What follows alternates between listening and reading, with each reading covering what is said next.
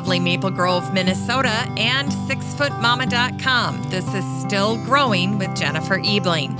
Still Growing is a gardening podcast dedicated to helping you and your garden grow. Hi there, everyone, and welcome to Still Growing, and thank you for listening. I'm your host, Jennifer Ebling. Ethan Kauffman is on the show today. Ethan's the director at Stoneleigh, America's newest public garden, and we're talking all about this exciting addition to our nation's collection of public gardens. Plus, I got the chance to talk plants with Ethan. That was exciting, and not surprisingly, I learned a ton from him, which means hopefully you will too.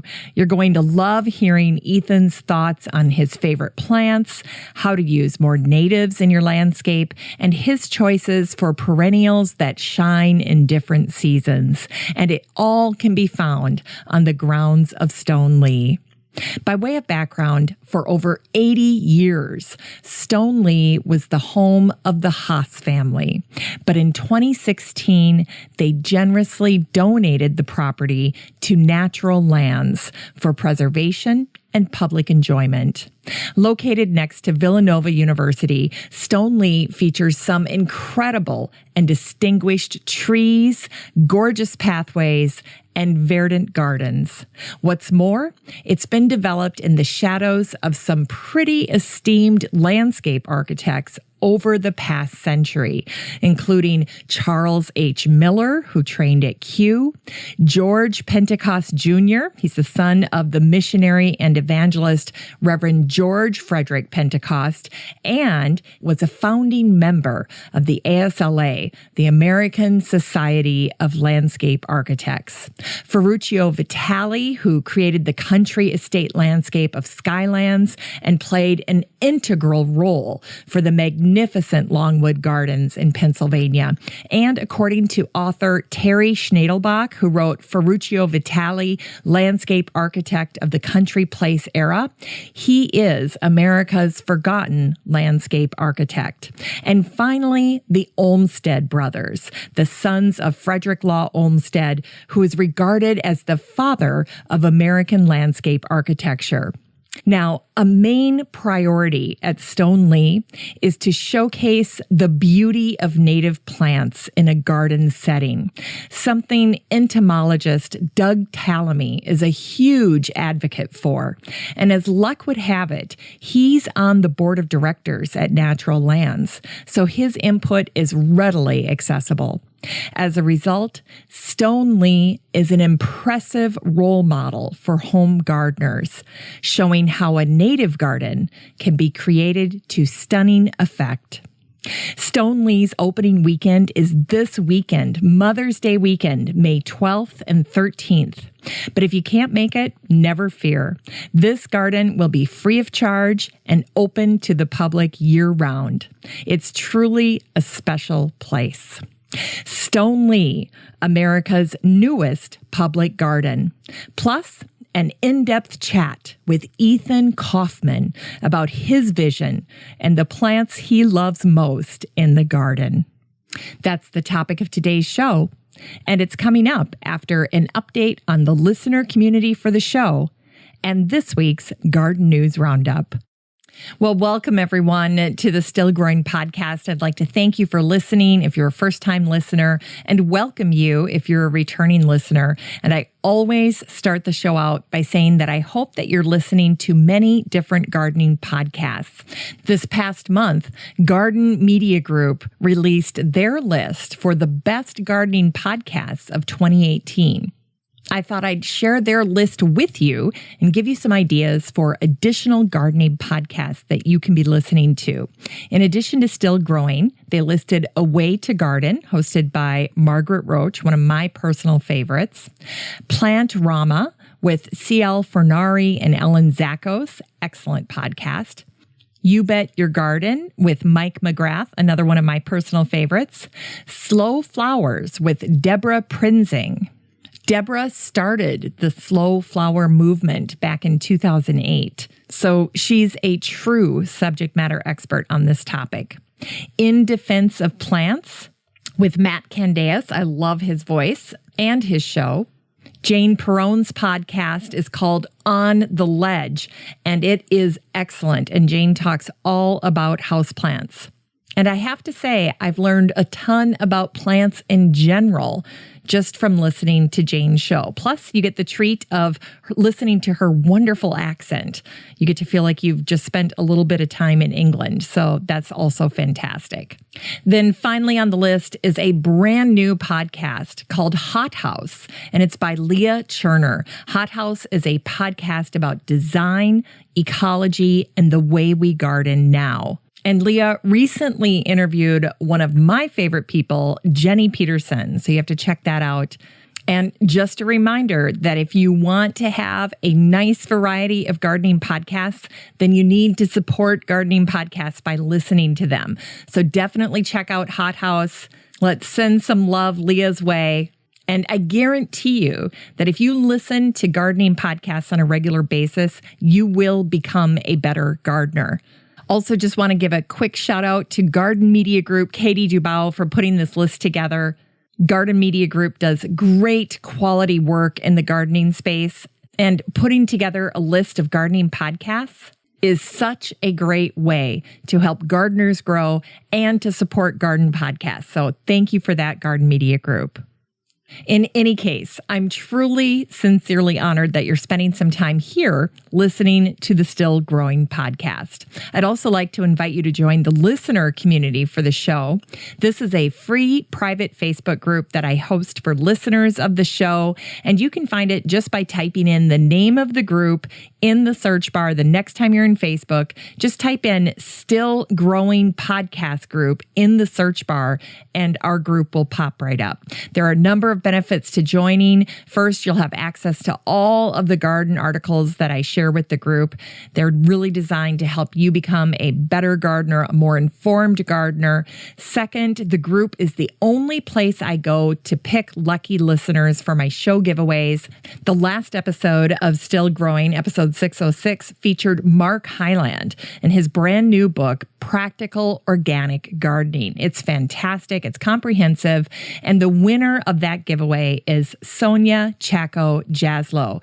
So congratulations, Sonia. You're going to love getting a copy of Mark's book. And in order to claim your prize, just send me an email at jennifer@sixfootmama.com. That's the number 6FTMAMA.com. And I'll make sure to get you a copy of Mark Hyland's Practical Organic Gardening. Congratulations again, Sonia. In addition to winning giveaways from the show, another reason to join the Facebook group for the show is that you do get a chance to interact with the great guests that have been on the show, like Mark Hyland, like Jody McKee, herbalist, like Rick Sherman. He's an expert on schoolyard gardens. Like home chef Anna Thomas, author of Vegan, Vegetarian, Omnivore, and Tara Nolan, author of The Raised Bed Revolution. Finally, the content that I share with the listener community is something I work very hard to make sure is helpful and worthwhile for you. Everything I post is curated with you in mind to help you and your garden grow. So check it out. The next time you're in Facebook, just type in Still Growing Podcast Group and our group will pop right up. Just request to join. We'll admit you into the group. And then I'd love to see your garden and hear what's on your mind. All right, it's time to welcome new members to our listener community. Stephanie Smith, Bresley Snipes, Jessica Stewart, Ron Robbins, Mary Emmerich Cooper, John Neville, Oleg Leontovich, Shelley Baxter Hoffman, Rebecca Hauge, Vincent Paletta, Jessica Walliser. Jessica's a fantastic garden writer, and she recently published a book called Container Gardening Complete. It's great for Mother's Day, by the way. In any case, I did an interview with Jessica. That will be coming up later this spring as well. And finally, Alex Gilbert. Welcome, you guys. Also, I'd like to give a special shout out to Angie Bear. Angie's a new member to our group, and she wrote this week, thank you for adding me to your group. I found the podcast today and I enjoy it so much. I live in Southeast Minnesota, and right now there's not much blooming. After an eternal winter, I hear you, Angie, the temps warmed up and the daffodils and tulips are now breaking the ground. Dahlia tubers are planted, and while not pretty, these babies needed to go in, and that's about it. Happy to be in the group. Well, we're happy to have you, Angie. Welcome to the listener community. I look forward to hearing more about your garden journey. Just a reminder, there's a phone number for the show if you want to get in touch. You can call 865-333-GROW or 865-333-4769. I'd love to hear your voice, or you can always email me at jennifer@sixfootmama.com. All right, now it's time for the Garden News Roundup. This is a curated group of posts and articles that I've shared over the past week with the listener community in the free Facebook group, the Still Growing Podcast group. And it's made up of a dozen different segments. Now, what's nice about this for you is that you get to stay pretty informed about what's going on in the world of horticulture and gardening just by listening to this part of the show each week. And you can easily check out these articles and posts for yourself because I share all of it with the listener community in the free Facebook group, the Still Growing Podcast group. So if you hear something and you want to read the full article, there's no need to take notes or track down links. Just head on over to the group and join.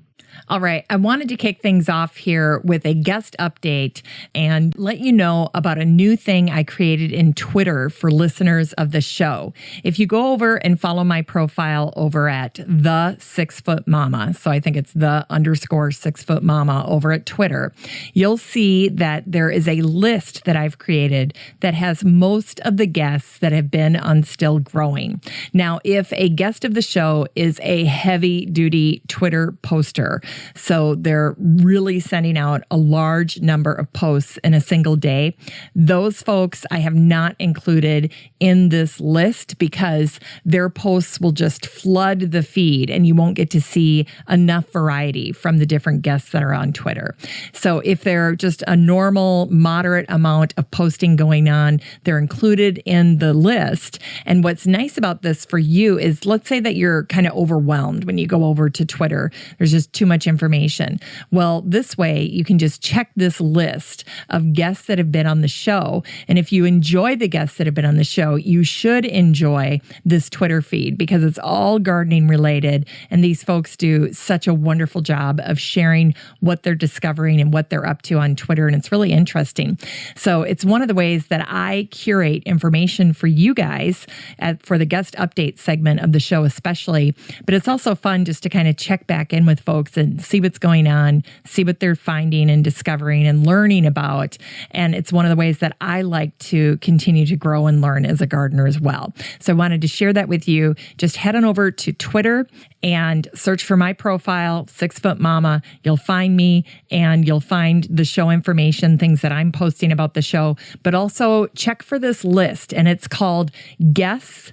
And then it's #StillGrowing. So it'll be obvious to you when you get over there. Just look for that list. I think there's about 40, 50 guests that are in that group that I'm following on Twitter. If a guest of the show is not on Twitter, obviously they're not going to be in that list.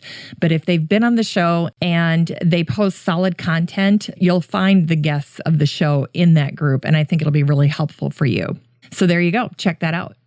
All right. In sustainability, there was something that was shared over at Monarch Joint Venture that I wanted to draw your attention to. Monarch Joint Venture's goal is to help conserve the monarch butterfly migration. So they put together this brand new handout that you can download. And the handout is all about why you should grow and sell native milkweed.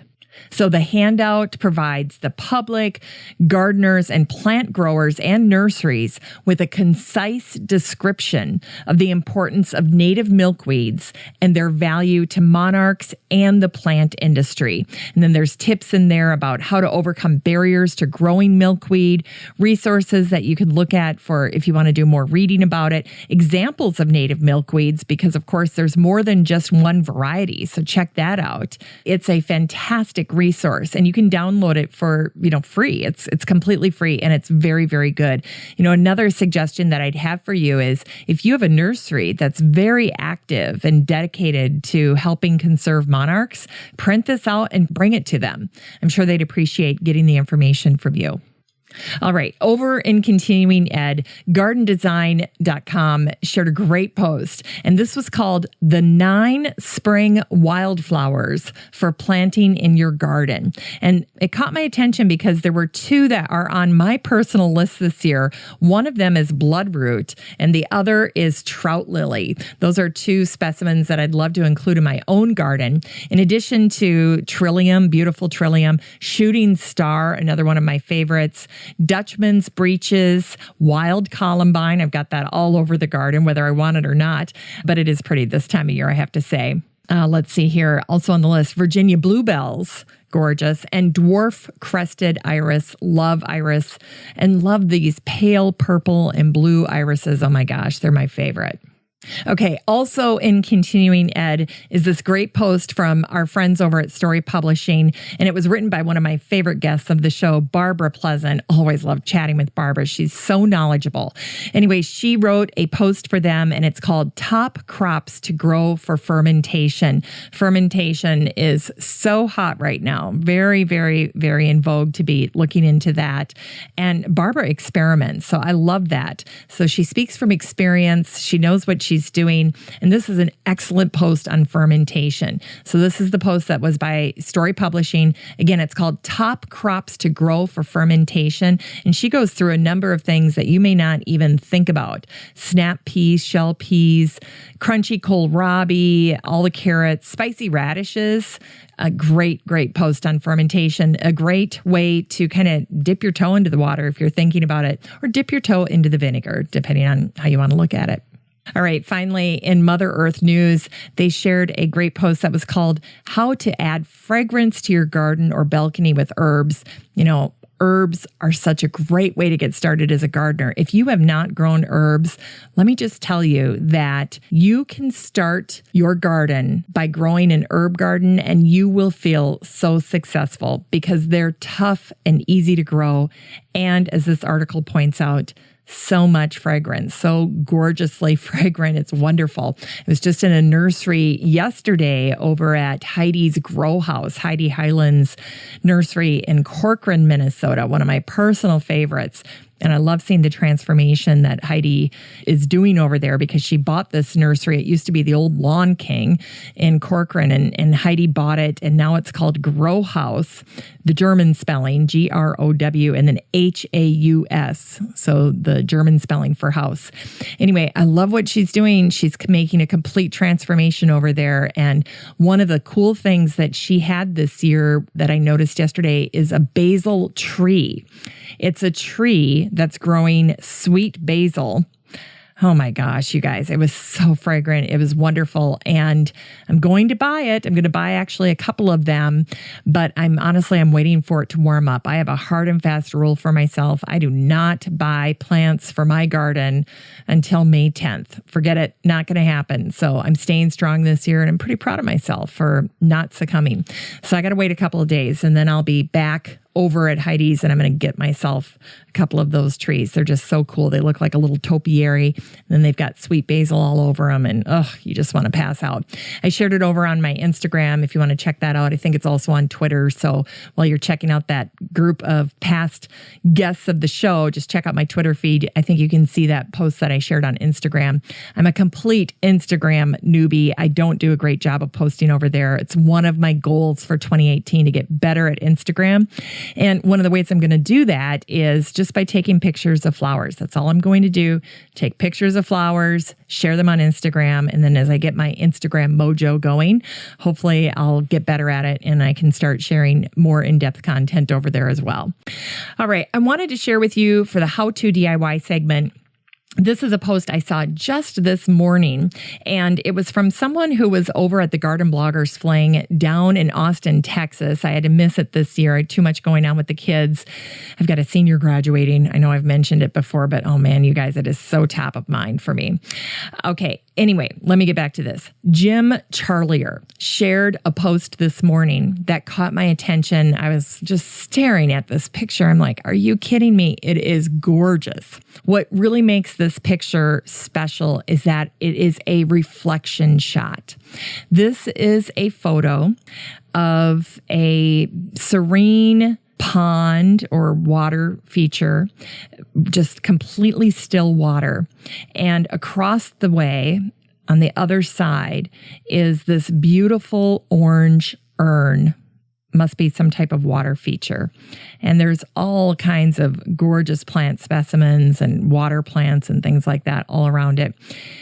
There's a gorgeous brick wall. The color is amazing. But what I really appreciated about Jim's post is that this is not just a beautiful picture.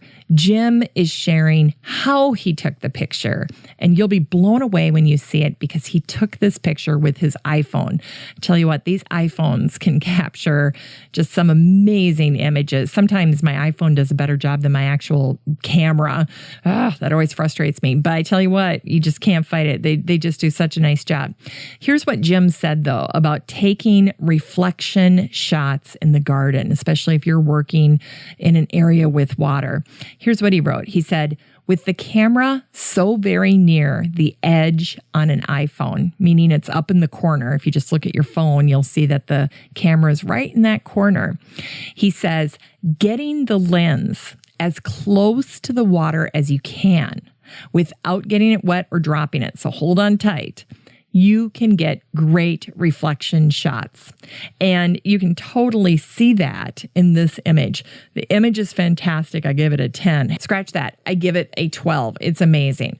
So check that out. It's Jim's tip. And he caught this at the Garden Blogger Fling down in Austin, Texas, in a private garden. Just a beautiful photo and a great tip on taking pictures with water in your garden. Finally, the English Garden shared a great post on how to build a rockery.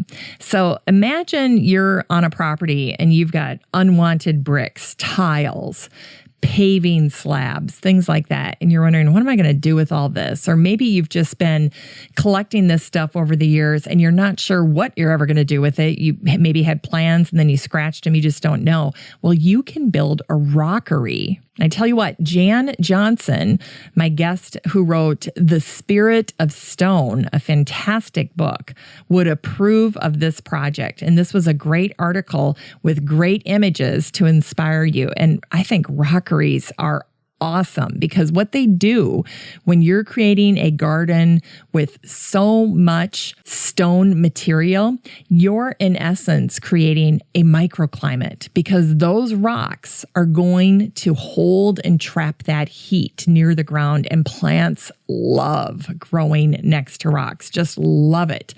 In addition, it's such a great way to draw in earthworms. Of course, they love living under rocks and all the microbial activity. If you see worms, you've got microbial activity, then you have healthy soil. It's fantastic. So building a rockery, so many wonderful benefits. Check out this post. It'll talk to you about finding the perfect location, what rocks to use, how you're going to build it, how you're going to prepare the site. Lots of great information there. All right, finally, in the plant spotlight, there are two things I wanted to share with you this week. First is this Crown Imperial Fritillaria. Oh my gosh, wait till you see this picture. This was a gorgeous post that was shared in The Guardian, and there is a beautiful picture of it that was shared by plant hunter Tom Hart Dyke. Fritillarias are these spring bulbs, and the flowers are just to die for. The post that was written was about the World Garden at Lullingstone Castle, and they said, by far and away, the most seductive plant in this garden is the Crown Imperial Lily.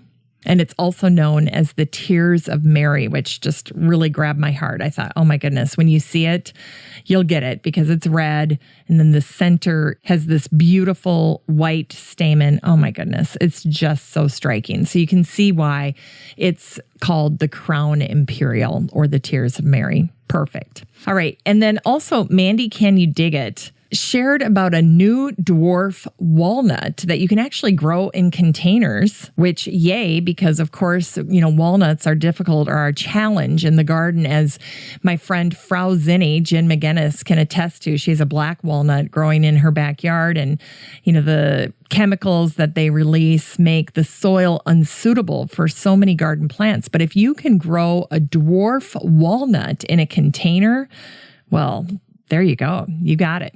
So this one is called the dwarf garlic walnut. And Mandy wrote that it only reaches 1.8 meters. Let me translate that feet here. Let's take a look. Or 5.9 feet. So just under 6 feet tall. That's definitely a dwarf walnut. So there you go. It says the dwarf garlic fruits ripen in a grape-like fashion, always 2 to 6 together. So there's like a little bunch of them. That's great. They're medium-sized, about 3 centimeters long. The shells can easily be cracked. Another bonus here. They're clean at the seam and the nuts can be removed as a whole. This one ripens in the second half of September. You can eat them fresh or store them. And apparently the harvest is pretty decent. So there you go. In the news, there were a number of things that made the news segment for the Garden News Roundup this week. The first was this post over at the BBC that made me smile. And the title of it was called Exam Revision Students Should Smell Rosemary for Memory. So the exam season is upon us. The kids are all taking MCA's MAP tests over here in the United States, and across the pond, they're doing the same thing. And apparently there was a study that found that pupils or students, I love that they say pupils, students working in a room with the aroma of rosemary in the form of an essential oil did 5 to 7% better in memory tests. So there you go. And I love that because rosemary, of course, is the herb for remembrance. That's the herb that I plant every spring in my containers out on my deck. I want to see those rosemary plants. I'll be harvesting them yet at Thanksgiving time when God has freeze-dried them for me out on the deck here in Minnesota. And every time I plant my flat of rosemary, for every plant that I plant, I remember someone, a friend, or a family member that's passed away. Rosemary is the herb for remembrance, and that's my little tribute. So nice little tradition. And once I discovered that about rosemary, it just became something that I do every spring.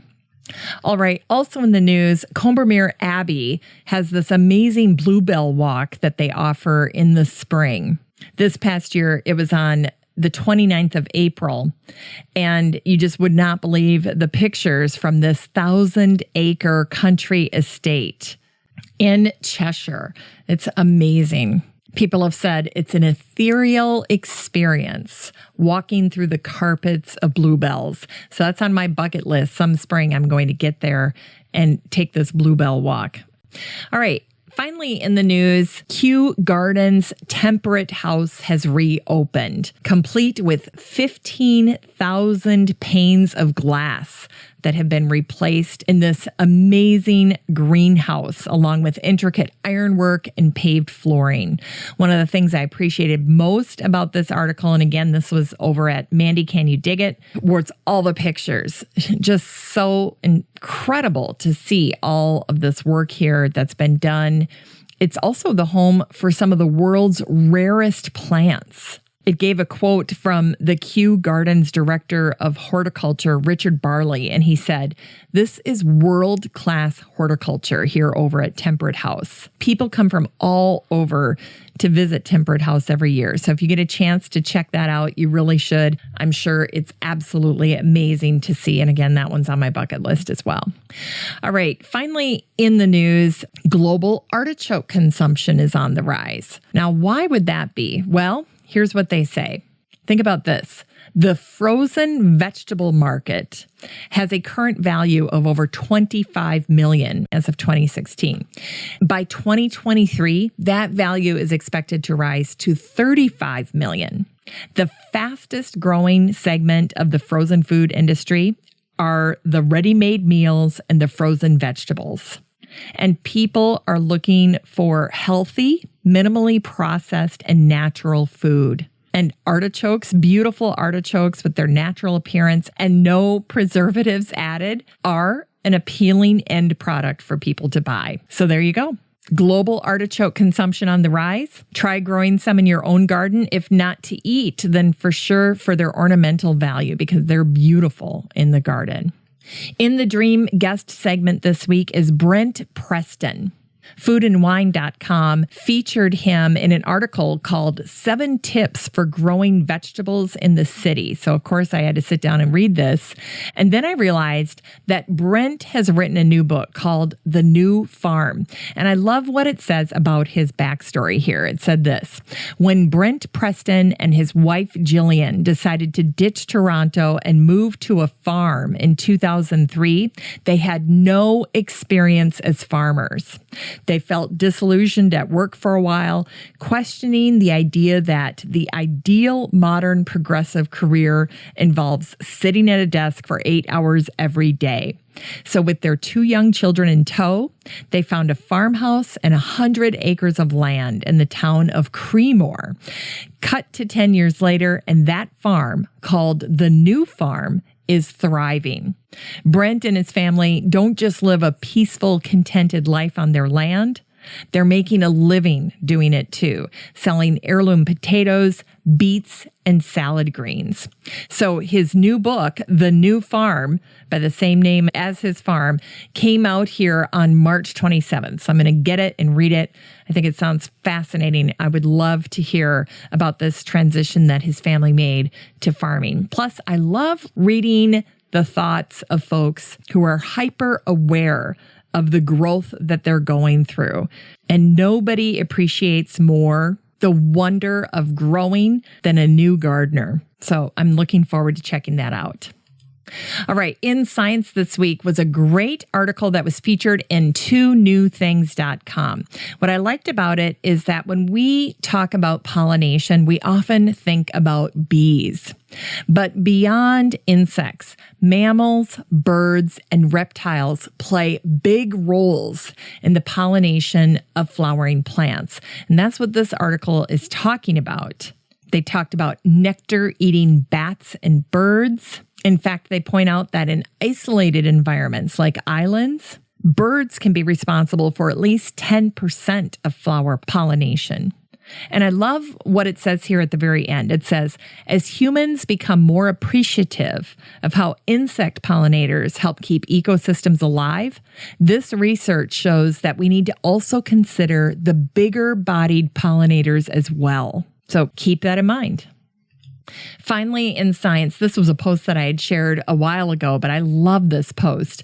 And this is also drawing attention to something that's maybe not so top of mind for us, and that is moths. The title of this article was called Working the Night Shift, and it was featured over at nwf.org. Like the previous article, this article is talking about how moths play key roles in garden habitats, and they're far more abundant than the beautiful daytime flying butterflies that we see in our gardens. Just like butterflies, moths are pollinators as well. When other insects go to sleep, moths work the night shift. They often visit some of the same flowers as daytime pollinators, but then they also visit the night blooming plants that daytime flyers miss. I learned so much from this article about moths. Not only are they surprisingly diverse in their coloration, they're not just brown, but the fact that moths, everything from moth caterpillars all the way to moths, feed so many different wildlife species, and they're masters of disguise. And then finally, the article wraps up with this little tip sheet on how to attract and nurture moths. From planting a diverse amount of plant species in your garden to being a lazy gardener. Leave your leaves and vegetation up in the garden because that is habitat for moths. Great post. All right, it's time for the shopping segment, one of my favorites. There's so much to cover in shopping this week. First, the National Garden Bureau is having a wonderful new gardening book giveaway over at their website. So just head on over to National Garden Bureau. They're giving away 10 brand new gardening books. They look fantastic. So check that out. The University of Minnesota Bee Lab is having their annual get-together. This is a dinner with live auction. You don't have to dress fancy. You can dress fun. It's over at the McNamara Center at the University of Minnesota. I'll be there. So if you want to meet up at this event, just request to sit at my table. Tickets for this are $125, but $77 is basically a donation. So you get to write that off. And it's such a great program. The Bee Lab and its Bee Squad program over at the University of Minnesota. There was a post that was featured in ecologyisnotadirtyword.com. Great website name. And it featured the work of Robert Patterson. He was a remarkable naturalist that most people have never even heard of. In 1838, he published a little book that was called Letters on the Natural History of the Insects Mentioned in Shakespeare's Plays. Now, this sweet little book consists of 12 papers that were read aloud on public nights held at the Belfast Society's museum during the 1830s. During these public evenings, folks would come to listen to experts talk science. This book is part literary analysis, part entomology text, and part ode to natural history. Anyway, I loved this blog post so much that I went out to Amazon and I typed in letters on the natural history of the insects mentioned in Shakespeare's plays. And I managed to get a copy. It's not an original, but it's a copy of this old book from 1838. And it was under $5. So I'm looking forward to getting it. And I thought the pictures and the illustrations looked amazing as well. All right, finally in shopping, Story Publishing always features this list of ebooks that they pick that are on sale. And so this month's ebooks that are $2.99 or less include Recipes from the Herbalist's Kitchen, great little book. Backyard Foraging, 65 familiar plants you didn't know you could eat. That's $2.99 as well. For $1.99, you can get the Vegetable Gardener's Container Bible. You can also get the Vegetable Gardener's Answer Book. And then finally, a book called Attracting Native Pollinators. So I've shared that link in our group as well. But you can get these fantastic books for, just a small fraction of their hardcover or paperback price. So for less than $3, you can get any one of those books. Just fantastic. Such a great deal for shopping. And if you like to read on e-readers, you're going to love that deal. So I always check that website, check that particular page over at Story Publishing because it always has these wonderful book roundups every single month with ebooks that are less than $3. Such a great deal. In recipes, there was a post that was featured in livingherbs.com, and this was called How to Make Dandelion Pesto. It's an amazing spring tonic, and of course, I love pesto, so I might actually give this one a try this spring. Of course, there are so many known benefits, health benefits to eating dandelion leaves. And don't forget, if you're going to do anything like this, you need to be absolutely certain that no chemicals have been sprayed on these dandelions. So make sure to take caution if you're harvesting dandelion leaves in your area. All right, in inspiration this week, the newphytologist.org blog shared a post that I thought was just so inspiring. First of all, the whole point of the post was to introduce Herbaria 3.0. It's a collaborative digital environmental humanities project, and it gives a platform for sharing the stories of plants and people. So definitely check it out, Herbaria 3.0. But in addition to that, I wanted to read this very inspiring paragraph that was featured in this post that I just fell in love with. It said this: "We believe that such storytelling fosters sustained engagement with the green world. It also acts as a counter to plant blindness, or the inability to see the plants around us in our everyday lives.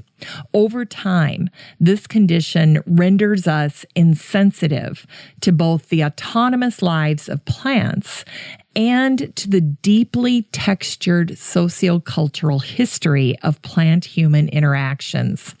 Accordingly, if we can't see the plants that are around us every day, the trees that shade the sidewalks, the lavender that feeds the bees, the houseplant that has crawled across the window pane, we also can't see that plants are essential to our everyday lives in both material and non-material ways. Perhaps most significantly, though, our inability to see plants locally renders us blind to the significant consequences of human action on plant communities globally." Wow. Really, really loved that. Actually, there's so much in this post that's fantastic. They show this image of plants that were collected by Mary Treat in 1877 in the St. Johns River in Florida. And they talk about what herbaria also means, because the word herbaria also refers to the libraries where plant specimens are kept. Anyway, so much goodness here. Make sure to check out Herbaria 3.0 the next time you're online. You just won't regret it. It's just wonderful. All right, now it's time for quotables. And in honor of today's show featuring Stoneleigh, I picked quotes that were related to natural gardens or native plants. Here we go. This first one is by Roz Creasy, Earthly Delights, 1985. "If you want to convert your lawn to a woodland, you are trying to compress a long evolutionary process into a few short years. You will have to make some compromises."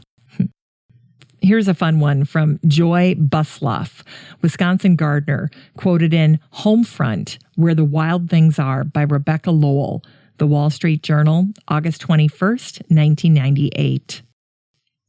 "If the only thing that moves in your backyard is a lawnmower, it's time to plant natives." Here's one from landscape designer Jens Jensen, who lived from 1860 to 1950. "There are two reasons why I turned away from the formal style that employed foreign plants. The first reason was an increasing dissatisfaction with both the plants and the unyielding design. I suppose dissatisfaction with things as they are is always a fundamental cause of revolt. And the second was that I was becoming more and more appreciative of the beauty and decorative quality of the native flora of this country." Here's one from Walt Whitman, Mullins and Mullins, Specimen Days, 1882. "The farmers, I find, think the mullein a mean, unworthy weed, but I have grown to a fondness for it. Every object has its lesson, enclosing the suggestion of everything else, and lately I sometimes think all is concentrated for me in these hardy, yellow-flowered weeds. As I come down the lane early in the morning, I pause before their soft, wool-like fleece and stem and broad leaves glittering with countless diamonds. Annually, for 3 summers now, they and I have silently returned together. As such long intervals, I stand and sit among them, musing, wand woven with the rest, of so many hours and moods of partial rehabilitation, of my sane or sick spirit, here as near at peace as it can be. Well, that's the Garden News Roundup for this week's show. Just a reminder, you can get all of these posts with links and bonus content in your Facebook feed if you join the listener community in the free Facebook group, the Still Growing Podcast Group. I'd love to meet you in the group. With that, let's transition to the topic of today's show, Stoneleigh, America's newest public garden, plus an in-depth chat with Ethan Kauffman about his vision and the plants he loves most in the garden. After nearly 2 years of planning and preparations, Stoneleigh, a natural garden, is about to open to the public, and it's a very exciting addition to our country's public spaces. Stoneleigh has a rich and fascinating history. One of the first mentions of Stoneleigh appears in the memorial history of the city of Philadelphia. Edmund Smith, a son of Philadelphia, had married socialite Arabella Barnes, and he worked his entire life from the age of 18 at the Pennsylvania Railroad, ultimately becoming treasurer and then vice president. In 1877, when he was 48 years old, Edmund purchased 65 acres of land in Villanova and built a residence on Spring Mill Road. On July 31st, 1895, at the age of 66, Edmund passed away while on a business trip in New York. It was reported that he was buried at Villanova, quote, where he had a suburban residence, Stoneleigh. Stoneleigh was designed by the renowned architecture firm Wilson Brothers and Company and constructed between 1877 and 1890 in the Gothic style. Among many Wilson Brothers surviving buildings are the main building of Drexel University and the Reading Terminal in Philadelphia. Before he died, Edmund and his wife Arabella hired the well-known English landscape gardener Charles H. Miller. Trained at Kew Gardens, Miller later served as chief gardener for Fairmount Park and was best known for his sunken gardens. At the start of the 20th century, Samuel Bodine acquired the property. At the time, Bodine was president of United Gas Improvement Company, or UGI. At its peak, UGI was the second largest public utility holding company in the United States. In addition to completely razing the original home and creating the magnificent Tudor Revival home that exists today, Bodine hired the newly formed New York landscape architecture firm of Pentecost and Vitale to increase the formality of the gardens in the heavily ornamented and lavish Beaux Arts style that originated in Paris. George Pentecost Jr. had designed the National Mall between the U.S. Capitol and the Washington Monument. Ferruccio Vitale would work with many partners during his career, amassing an impressive clientele that included Isaac Guggenheim, Andrew Mellon, Percy Rockefeller, Alfred DuPont, the paint manufacturer Benjamin Moore, and the publisher Condé Nast. Their acclaim notwithstanding, Bodine was unhappy with the results of the work on the property at Stoneleigh. So in 1908, Bodine reached out to the Olmsted Brothers Company, spearheaded by the sons of Frederick Law Olmsted and the most prestigious landscape architecture firm in the country at the time. With the help of the Olmsted brothers, Bodine oversaw the addition of new garden houses, greenhouses, and formal gardens. For over half a century, the relationship with the Olmsted brothers would be affirmed time and again at Stoneleigh, rerouting points of entry, planning vistas and pathways, establishing gardens, and adding terraces. 3 generations later, the property was divided, and the southwestern portion of the estate was sold to Otto Haas, an entrepreneur and co-founder of Rome and Haas Company, later acquired by Dow Chemical. In 1964, Otto's son John and his wife Cara acquired the property. John and Cara raised their 5 children at Stoneleigh and made it their home for the next 5 decades until their deaths in 2011 and 2012, respectively. For over 80 years, from 1932 until 2016, Stoneleigh was carefully stewarded by the Haas family. In 2016, the Haas family graciously entrusted the home and land to Natural Lands, ensuring that Stoneleigh's extraordinary trees, sweeping vistas, and intimate garden spaces will be preserved forever. With plans in place to transition Stoneleigh from a private estate to a public space, things began to move quickly. Natural Lands started renovation on the property, on both the home and its gardens. After conducting a thorough search, Ethan Kauffman was hired as the director of Stoneleigh, and his main job would be overseeing the transformation to a native garden. Today, Stoneleigh is a showcase for blending the aesthetic beauty of designed gardens with the natural richness of native habitats.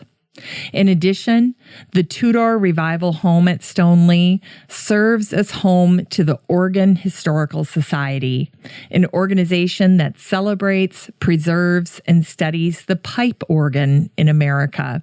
And the home has space for a wide variety of programs in the future. This week's grand opening at Stoneleigh is the result of over 2 years of planning, planting, and preparation. On Saturday, May 12th from 4 to 8 p.m., Natural Lands members are invited to an exclusive first look before the property opens to the public. Members can pick their own spot on the Great Lawn for a picnic. Birch tree catering is available, or you can bring your own. Members can stroll the gardens and tour the main house, the Tudor Revival Mansion, at their leisure. Then on Sunday, May 13th, from 10 a.m. to 5 p.m., Stoneleigh officially opens to the public, and the public is invited for a strollabout, a longtime tradition of the Haas family. It's a time when guests can explore the winding garden paths and absorb the beauty of spring. On Sunday, there is also a Natural Lands members-only Mother's Day tea in the main house, prepared and served by the award-winning Birch Tree Catering. Reservations are required for one of the 3 seatings at noon, 1:30, and 3 p.m. Becoming a member of Natural Lands means you receive a year's worth of member benefits.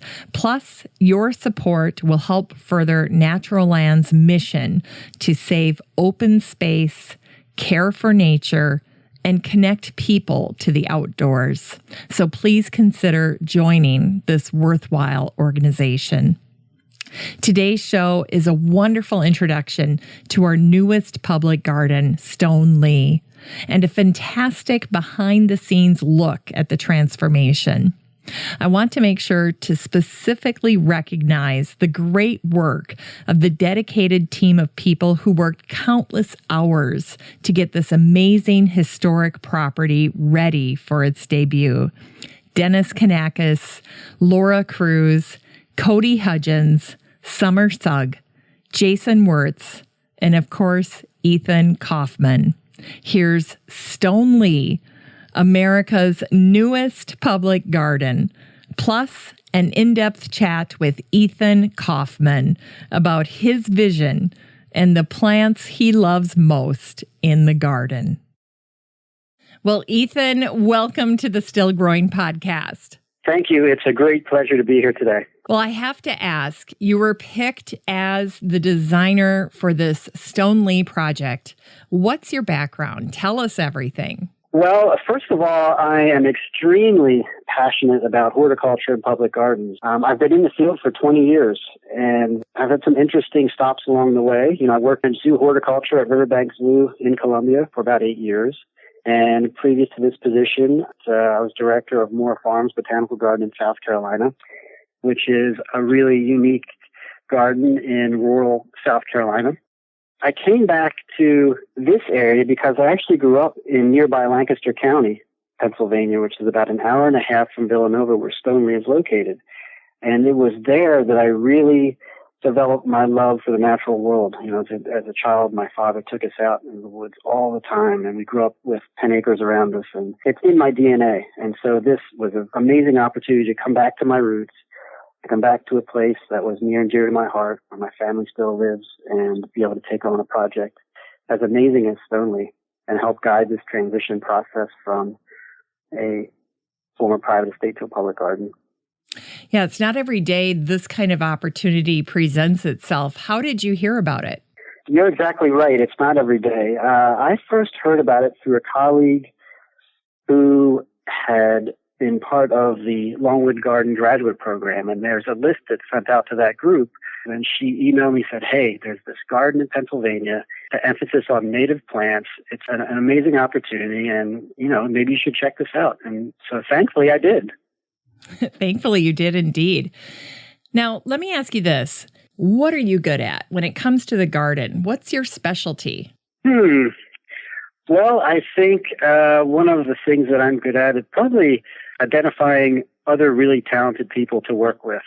I think that's always been a good trait of mine. And one of the things that I enjoy most in a garden is the collaborative process of a lot of really bright people bringing their ideas together to make this sort of harmonious vision. And aside from that, I am a complete plant geek. So I really like to get into the details of the plants, really enjoy that aspect.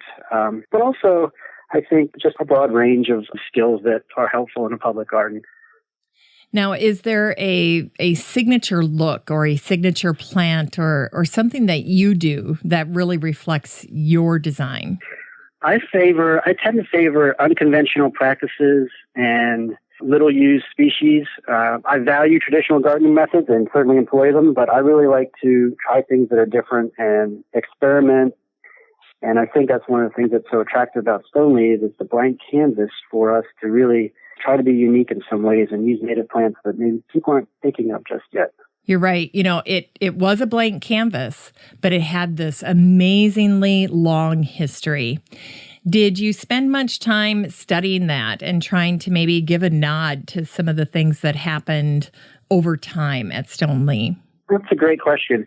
And I was probably remiss in my statement about saying it's a blank canvas because it's an absolutely spectacular landscape that had some of the best landscape architects of their day involved here. So it really is an amazing property. But it's more in a park-like sense with sweeping lawns and majestic trees and some gentle topography.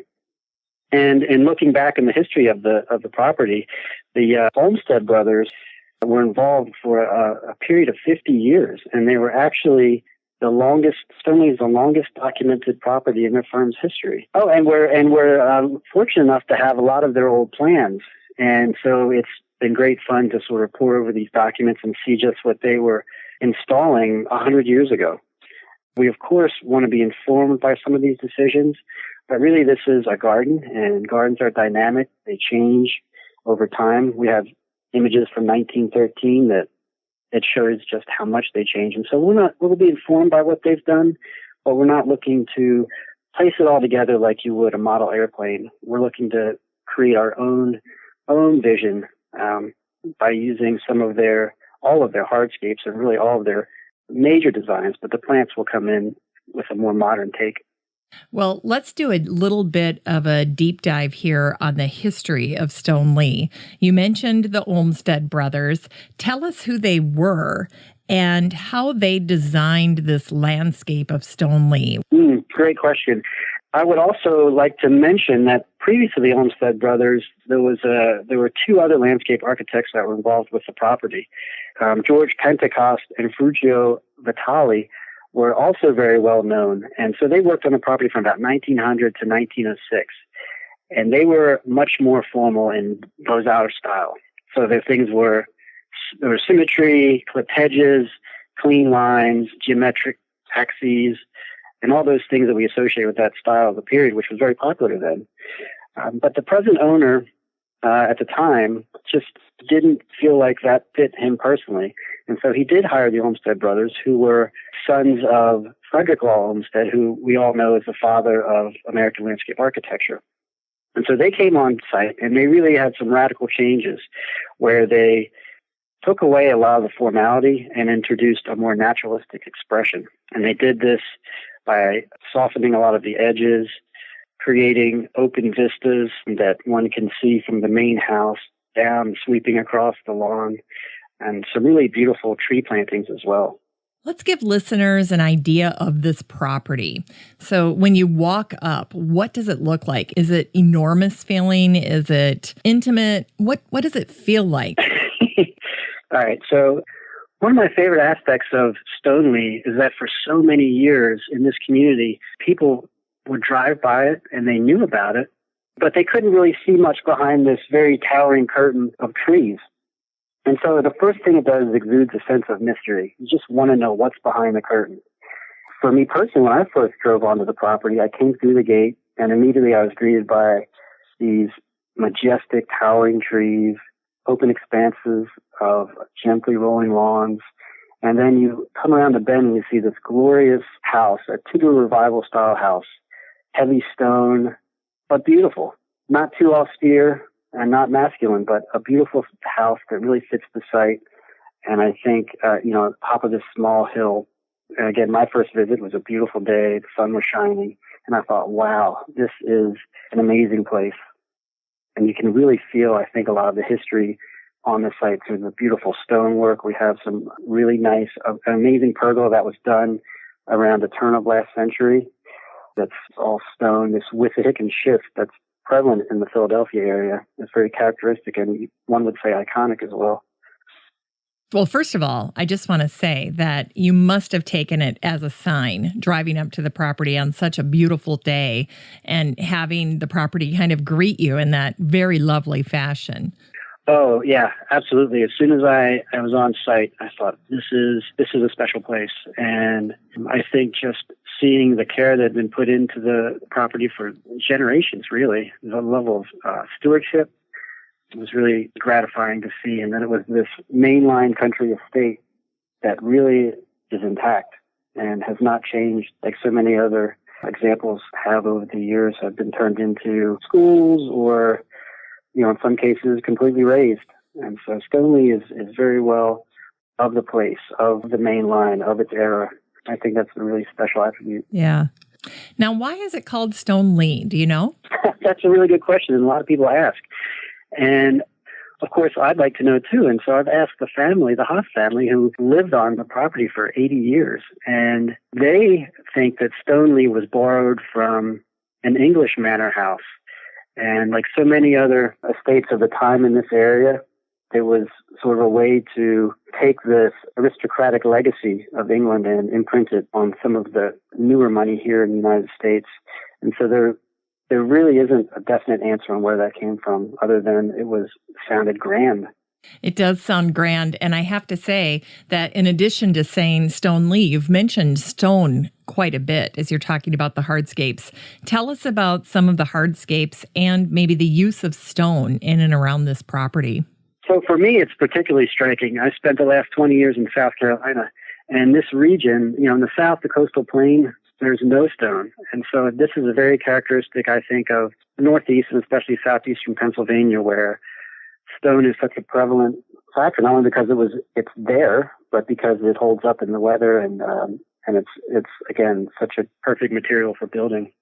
And we have several areas of the garden that the Olmsted's designed and the Casa and Vitale that are defined by stone. And one of them is what I think one of the most magical places in the garden, and that's called the Circle Garden. And it's this perfectly symmetric circle, perhaps 200 feet across, set down in the ground with a stone border around it that's about 4 feet tall. When you stand out in the middle of this thing, you really feel these trees, you feel the age, you feel that it's a really unique place. And we also have the pergola that I mentioned, which is also completely made out of stone. These were created, again, in this time period, sort of a way to mimic Italian gardens and the pergolas that were found there. Again, as a way to show somebody's wealth and the connection to the old world. How about paths? Are there a lot of stone paths on the property? Yeah, we have several stone paths that were, again, original to the Olmsted brothers. But as a former private estate, really there weren't a lot of paths, and it's not the kind of place that would have been easily accessible to the public. And as a public garden, we need to be accessible to everybody.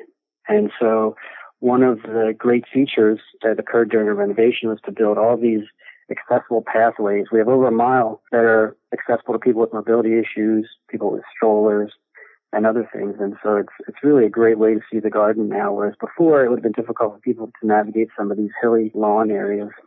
I see in the outline that you sent that this home was really passed down through the generations in the Haas family, ending up in the hands of John and Cara Haas. Tell us a little bit about the time that they spent there, their enjoyment of the property and the garden and the land, and then the decision to donate the land to Natural Lands. Well, John and Cara acquired the property from their parents, and they moved in 1964. And they were amazing stewards of the place, but probably more than that, it was a family home for them. And they raised 5 children that grew up here.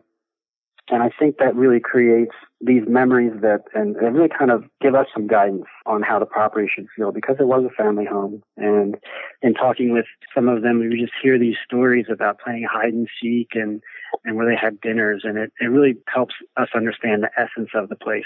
But during their time, they loved their land and they loved trees. And they spent a lot of time making sure they were well groomed and disease-free and pruned, and also planted new trees as well. And the Haas family is pretty much synonymous with generosity in Philadelphia. They are among the very most philanthropic in the entire region. Indeed, Philadelphia would not be what it is today without their generosity. So Stoneleigh, again, is a breathtaking example of that. I'm just honored and privileged to be now guiding this property. And what led to their decision to donate the property to Natural Lands? Well, they knew that they wanted to preserve the property and the beauty of it, the wildlife habitats, and the historic landscape architecture features, but they weren't exactly sure how that would happen. And so Natural Lands, our organization, actually worked with them, trying to identify ways to manage this open space. And during this process, it just sort of became evident that, hey, you know what? Maybe Natural Lands is the right organization to do this. And sure enough, we jumped at the chance and really, really have been ecstatic about the results. John and Cara's children are still living, is that right? Yes, there are 4 living in the area, and then another is on the West Coast. Yeah, and how tremendous for the public to be able to see this home. I looked at a video online, and it was showing images of the home as it looked during the 1930s. I have to say, as I was watching it, I just kept thinking of Downton Abbey. I've never seen Downton Abbey, but I'm, of course, familiar with the show. I think I can see how that would conjure up those images, but I also think, knowing that the family who lived there, they were very humble and not of the sort that would want to, I think, have that feeling of their place. I think it was a family home with loving memories and that sort of thing, rather than this highly aristocratic place. Yeah. But the woodwork looks tremendous. The sitting rooms and all the little built-ins, just the little nooks. I just thought it was a very delightful place. Yeah, the craftsmanship is phenomenal, and you don't see that kind of work anymore. No. I marvel every time I go in there. I marvel at the wood and the detail, and just the time that was put in.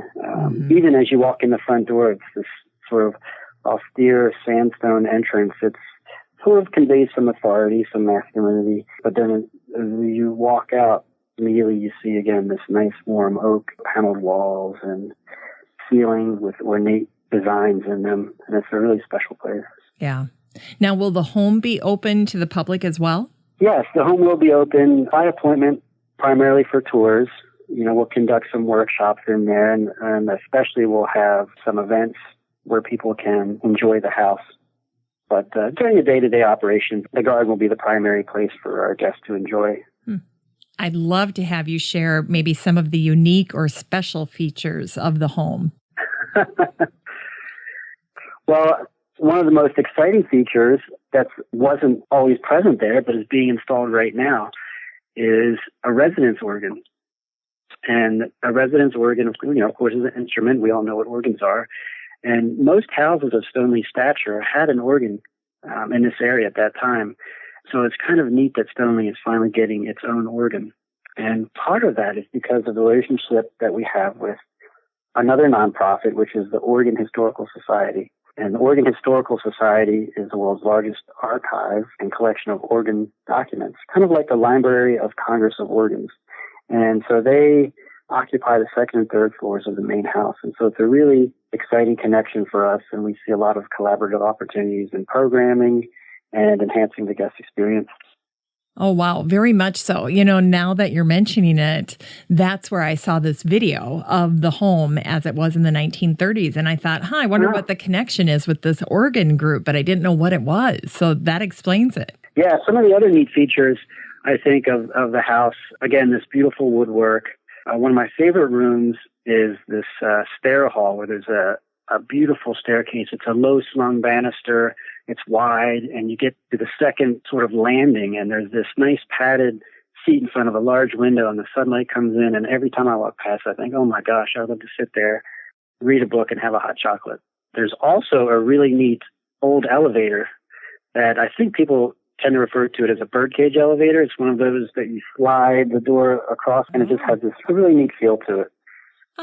Well, I'm glad you brought up the stairway, because I have to say that stairway is, I think, what most reminded me of Downton Abbey, because when Mary comes down the staircase for the wedding and she sees her dad, that very much looks like the staircase that they show in Downton Abbey. So it's a beautiful home, to say the least, just absolutely gorgeous.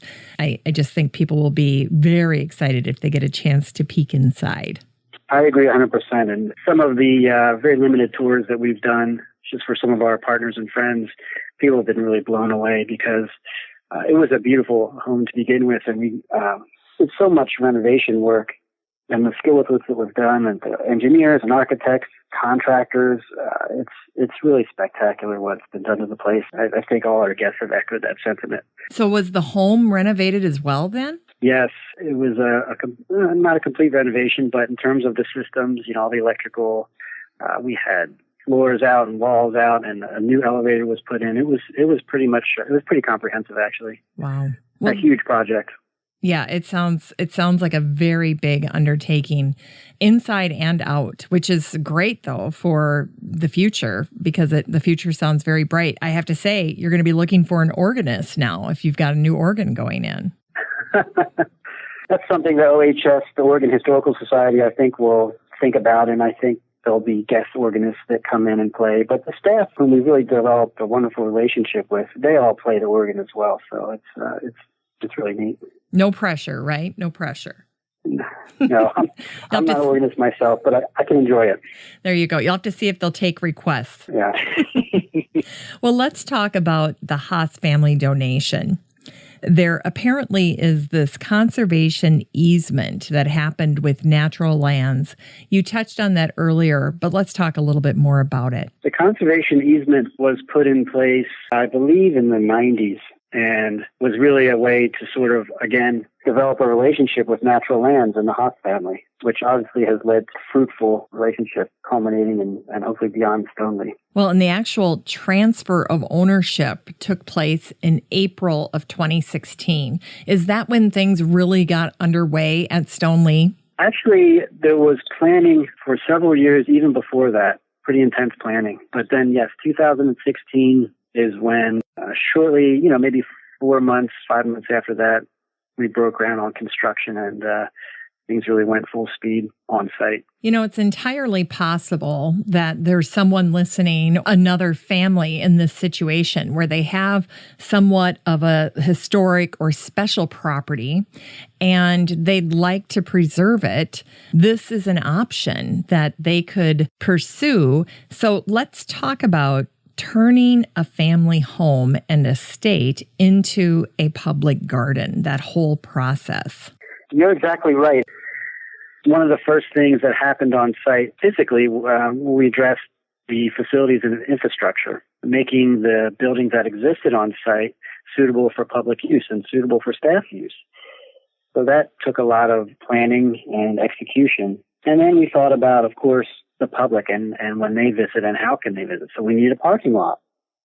And a parking lot in Villanova is not the easiest thing to do. And we had a 2.5 acre parcel that the Haas family actually acquired for that purpose. And that's where our parking lot now is. We have a space for 66 cars. And of course, we had to put these pathways in, and we wanted to make sure that they were accessible for everyone.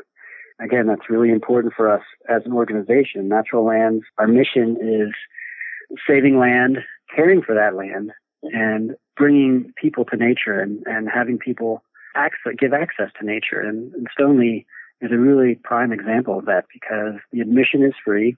It's located in a populated area near a major road. And so we're really excited about the opportunity to welcome a broad range of guests here. So here's a question for you. Did you have to build buildings on the property for things like restrooms or break areas or maybe even a food area? I don't know. Yeah, we did. We called the pool house, and the pool house essentially occupies the footprint of Haas family's pool house. The building was taken down, and this new one was built in its place, and it serves as a flexible space for, again, meetings and functions and events. But then also there are restrooms for people when they visit. That's one of the first things we had to think about. We also constructed a great pavilion where we encourage people to have picnics, and also a welcome kiosk where we're able to interact with our guests as they come into the garden. And these were all built out of really high quality materials, really neat. So we had stone masons that came on and hand carved this stone for use in the pillars, and it really connects well with the history of the property and the existing quality that's already there. Well, Ethan, you can't hardly talk about a historic place, an organ going in, the beautiful grounds, without somebody listening going, hey, I wonder if they do weddings. Lots of people ask that, actually. And we are going to probably hold off on any kind of site usage, site rentals for the first year until we learn more about how we operate as a public garden. And then we'll begin to explore that later as we can have a better understanding of where we are. That sounds prudent. Let's talk a little bit about natural lands. Let's make sure people understand natural lands and what they're all about. Can you tell us about this organization and the role that they've played in this transition with the Haas family?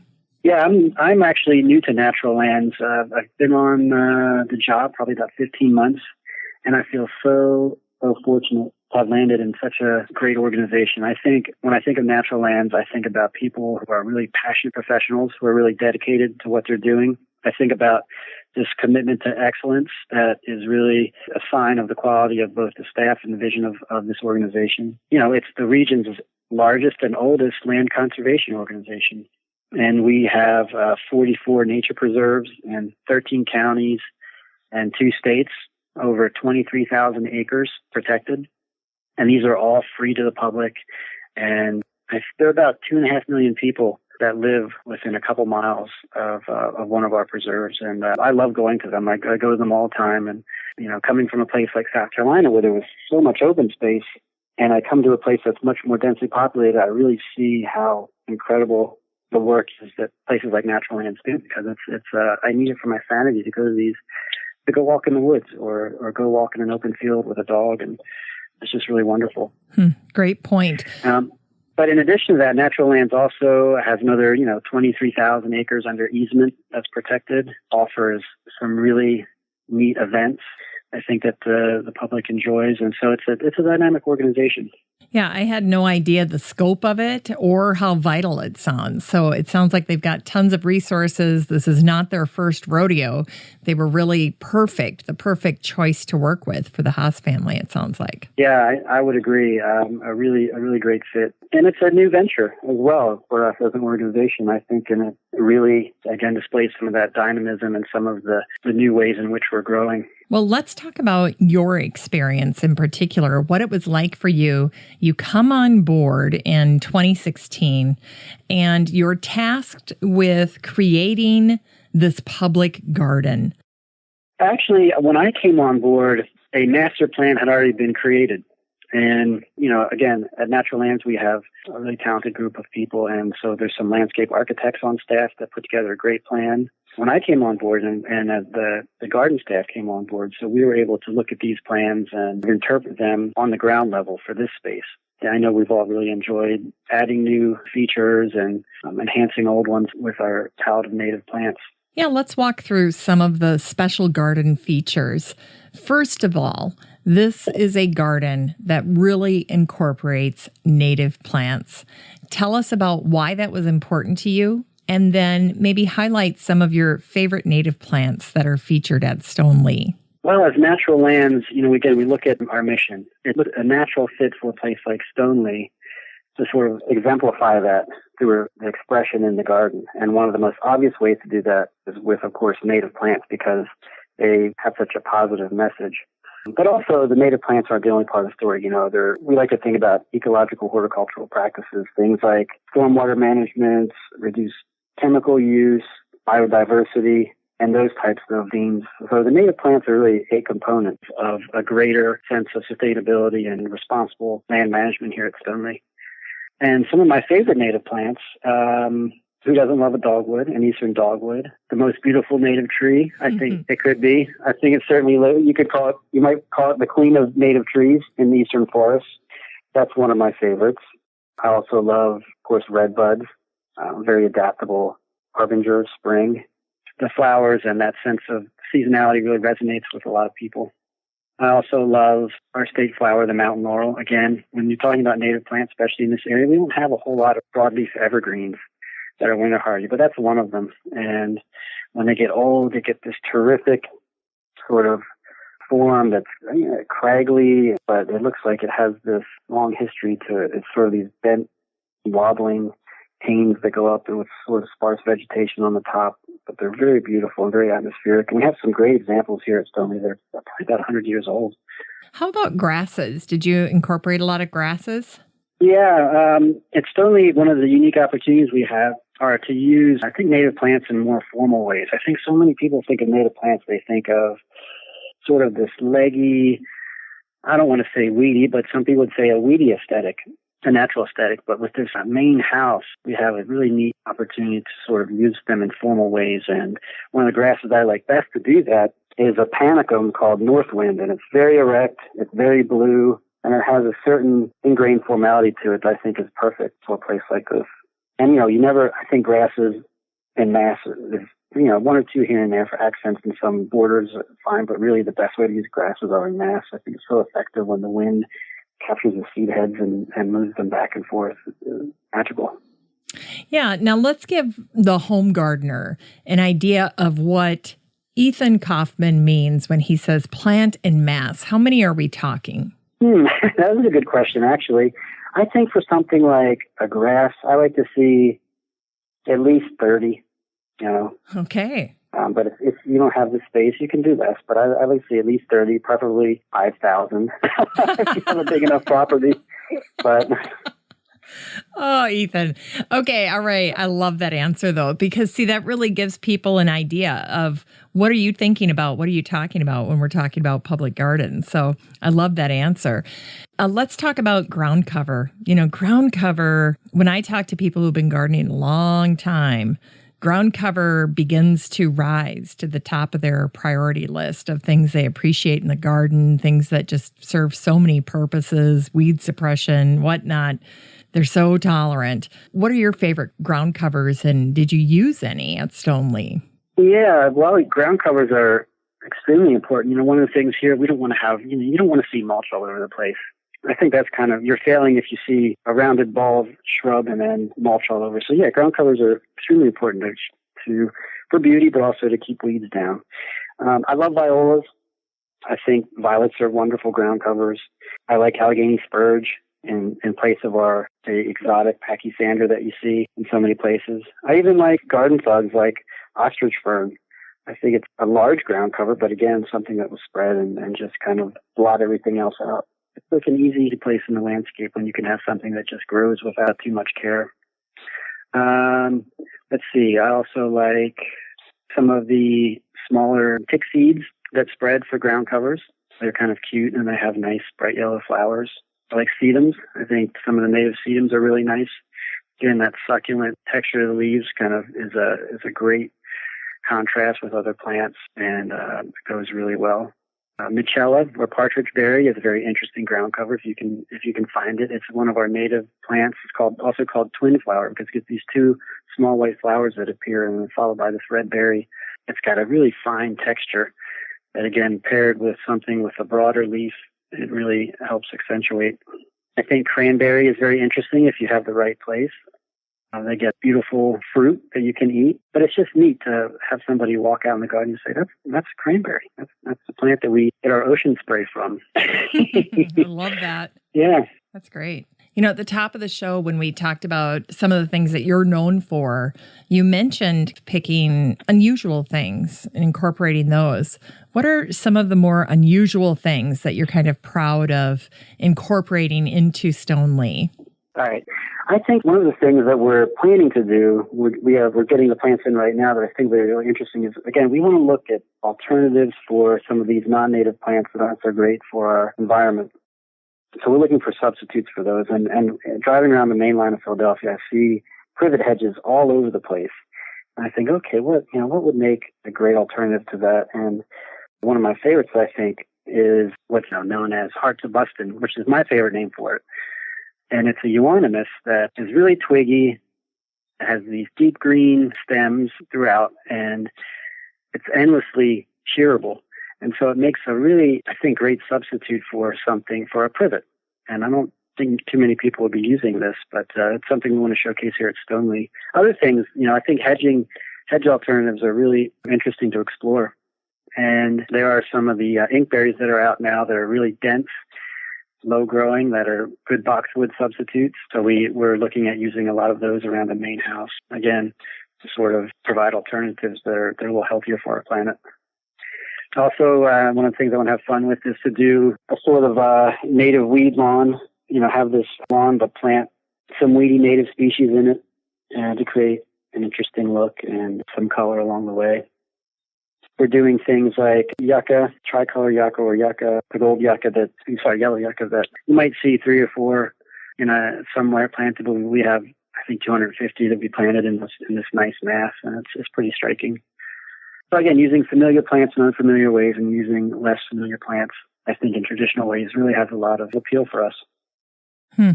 Well, I love that you drive around looking at privet, thinking about what are some good substitutes for that.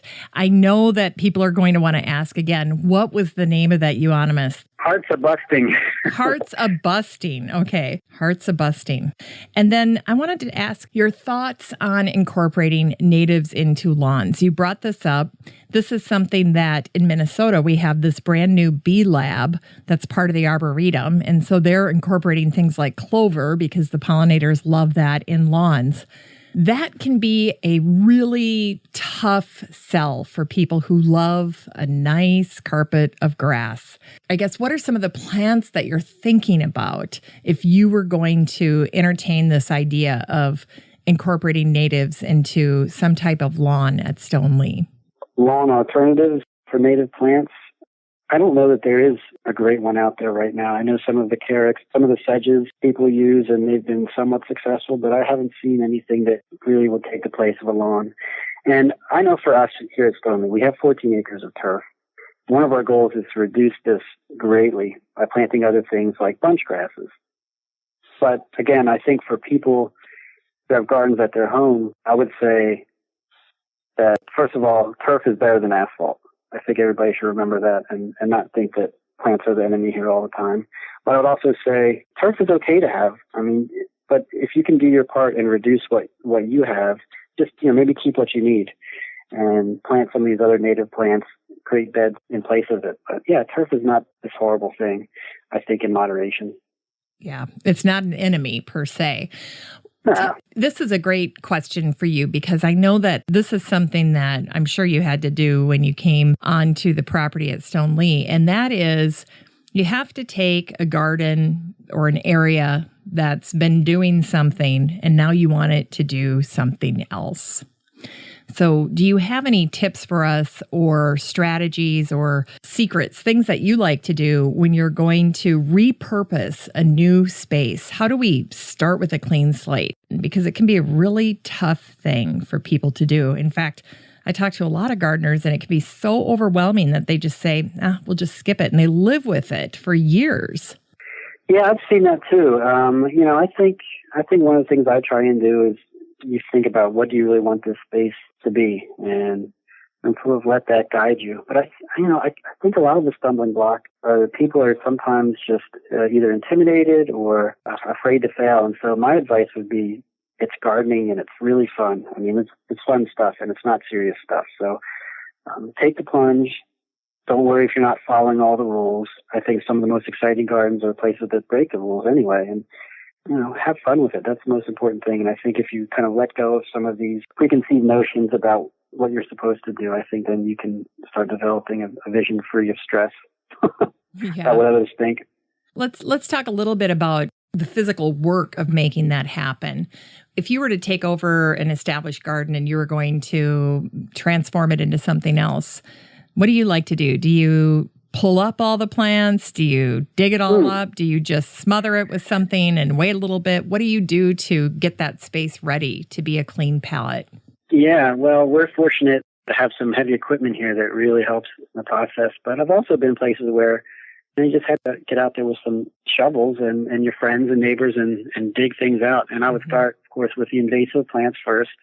Okay. And then just, be prepared to live with something that might be unsightly for a while. You're not going to get it all at one time. You just have to patiently attack what you can. And sometimes what I like to do, it's really nice to choose a smaller area that's manageable and totally clean that up, plant it the way you want. And that way you have like a place that is a sense of accomplishment and kind of a vision for what you can do the rest of the property without, you feel so overwhelmed if you try to tackle everything at once. Yeah. At least I would. Yeah, for sure.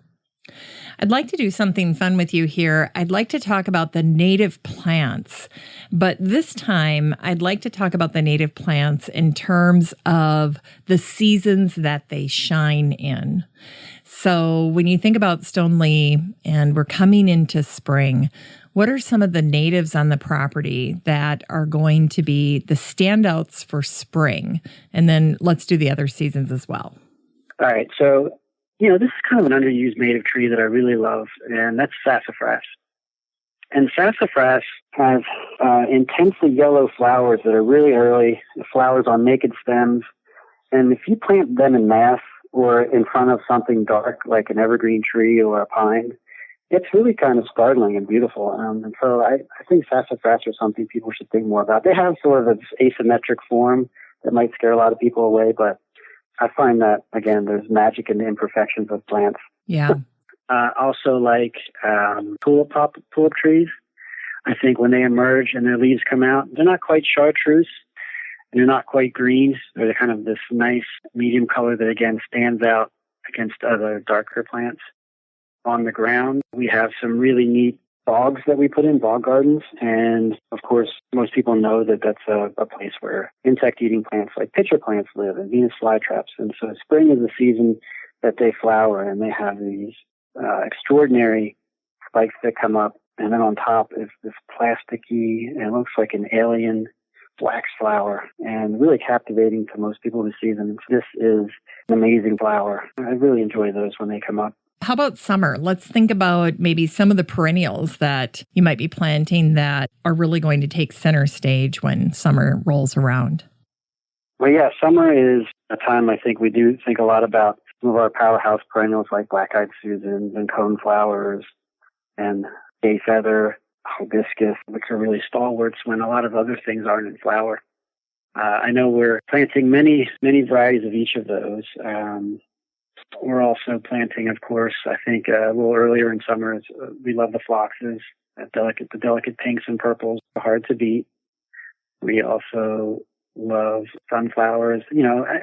Some people, I think, have their fill of too many yellow composites, but I think used judiciously, they can occupy lots of different places in the garden. I like meadow beauties a lot. I love Baptisia. I think that's one of the best perennials around just because of their durability. They're almost like a shrub that way. They're kind of a long-lived perennial, but they have a terrific color and they have neat architecture in their foliage. And then they kind of go away like late in the season, so you can underplant them with something else interesting that comes up after. How about, was there a sentimental favorite when you think about John or Cara Haas? Did they have or somebody in the Haas family, did they have a sentimental favorite perennial, blooming perennial? I think they really love trees. And I think one of the most significant trees to them is there are 2 turkey oaks that were seedlings that were brought from one of their former properties really, really early on many years ago. And I know that these are special trees to them based on where they came from in their history. How about fall? Fall at Stoneleigh. What are you looking forward to? It's completely magical. I had my first fall last year, and again, with so many large trees and diverse trees here, it's just this panoply of reds and yellows and oranges. We have some big bald cypress. They turn a lovely bronze. And we have some nice hickories, which are, of course, that really bright canary yellow. A few sweet gums. You get some purples and reds with sweet gums. And we have some spectacular sugar maples, just spectacular. And they might be my favorite of all. Again, the yellow is second to none. But it's just beautiful here. It sounds like it. And how about winter, finally? Are there things that you purposefully placed, whether it's a hardscape item or even art, potentially, that you added to this garden to add winter interest? So certainly in winter, we've had a lot of snow this March, and it is really a beautiful place. And I think one of the neat aspects of the property is that we will be open to the public even during winter. And so people can come in here when a lot of other gardens in the areas are closed, and they can enjoy, this winter landscape. We have numerous hollies with their red berries. We have, as you mentioned, some really spellbinding hardscapes and stone structures. And just seeing the architecture of the bare branches of these trees, I think, is reason enough to come. It really is an all-season property. Do you guys decorate for the holidays there? We don't, but we do. We'll put up some wreaths that we make from some of the plants around here. But we do decorate the hair sculpture that is present on County Line Road. It was a chainsaw carving with 5 rabbits on it that was created by a local artist. And it's really kind of popular in the community. And the Haas family had this really neat tradition of decorating it. Or, summer they put sunglasses on these rabbits and put towels and surfboards out there. For St. Patrick's Day, they do shamrocks and things like that. And so we've continued that tradition. In the holidays, we'll do a nice winter theme. The Eagles won the Super Bowl in Philadelphia. Don't know if you heard Minnesota, but we did. And so we used Eagles paraphernalia, and I think people really enjoyed that. That's fantastic. Well, now you have to tell us about the Haas family hairs, the sculpture, and why it's significant to the Haas family. Well, Haas means hair in German and Dutch, literally. And so I think the Haas family really sort of delighted in this. And Cara Haas especially. During her time in Villanova, she was sort of the queen of Villanova, and she received so many visit guests, and people started getting in the habit of bringing her these rabbit or hare figurines. And she really kind of embraced it. And so, that's where this sculpture came from. It was done, the original was done 20 years ago. And when we acquired the property, it was kind of rotten, very rotten actually. And probably wouldn't last too much longer. So we actually contacted the exact same artist, and he did a replica for us. And that's what we have now. Oh, that's cool. So you guys could maybe potentially end up needing his services again, or you may need to move on to some type of metal sculpture in 20 years. Yeah, really. That's not a bad idea. Yeah, it's not a bad idea. Yeah. I know you have plans for a meadow at some point. You do have this bog, and I'm assuming that the bog is where the cranberries are. Correct. All right. Tell us a little bit more about the bog, how you designed it, what the transformation was, and is there anything else in there aside from cranberries? The bog is in one of our courtyard spaces, and it's 3 separate bogs. They're circles of different widths, and I think the biggest one is maybe 24 feet across. And we wanted to put that in this space because it was a place where people would slow down. They might, sit down while a family member is using the restroom. They might sit there and read a book, or they just might sit there and soak up the sun. And so I think in these places where people slow down and spend time, you have an opportunity to do some detailed plants and some plants that are really charismatic. And that's what bog plants are, because they're things like pitcher plants, which are these modified leaves that are tubes, and the insects go in. It's kind of like a roach motel. They go in and they don't go out. And the plants digest the insects and absorb their minerals. And, kids love them. Kids go crazy. I go crazy for them. Bogs are also places where orchids grow, and so there's some beautiful orchids that thrive in these habitats. And it's really neat when you start telling people about these places that, this is a Pennsylvania native plant. This pitcher plant that looks like it came from outer space is native to your state, and I think people really enjoy learning about that. How about the circle garden? What makes up the circle garden? Was that original to the property? Tell us about it. Yeah, the Circle Garden is one of our signature spaces, and it was originally designed by Pentecost and Vitale, again, around the turn of the century. And what it is basically a sunken garden. It's this huge circle that's set down in about 4 feet with these great stone walls around it. And in its original design, it was something of a knot garden, but really it was a rose garden. And we have some images from back then where there were these beds with beautiful roses and other perennials. The Olmsted brothers, when they came on board, they actually removed all the plants and put down turf, and they made it a croquet court, which is really kind of cool. And I can see how, and that's kind of what it looks like today. It's this flat expanse of turf, and I'll probably keep it that way actually, because it's a magical event space. And I think when we plant around it, the really lively perennial mix, and I think that this turf, this uniform turf, will be very settling for the eyes. And sometimes you need a break in a garden from all the action. You just need a place where your eyes can rest. I like that. We've talked about the garden spaces, and you've mentioned a lot about the trees. Are there any other trees or specimens that you'd like to point out that are really unique or special to the property? Well, Pennsylvania has a wonderful program called the Pennsylvania Big Trees Program, and there's a gentleman by the name of Scott Wade who actually goes around to different properties, and he measures all these trees. And there's a state ranking of different species. And so we contacted Scott and said, hey, we have this great property. Would you like to come out and see what we have? And so he was kind enough to visit us, and we walked around with him and got out his instruments and measured all the different trees as we waited sort of breathlessly to see where they would come in on the rankings. And we have, I think, two state champions. One's up in Ironwood, and we have a couple runner-ups. We have a southern catalpa that's gigantic, and it's a runner-up, and a river birch that's, I think, in the top 10, and some false cypress that are up there too. So it's a lot of fun, and it's just a good way to sort of put meaning to trees that really don't need that. But I think for humans, sometimes you need to qualify them a little bit. I mean, it's just great to know that kind of stuff. I was reading an article recently about 2 giant trees that they lost at Mount Vernon that were standing over Washington's tomb. And there was some speculation that Washington actually might have planted one. And so they said it was our last living connection to him.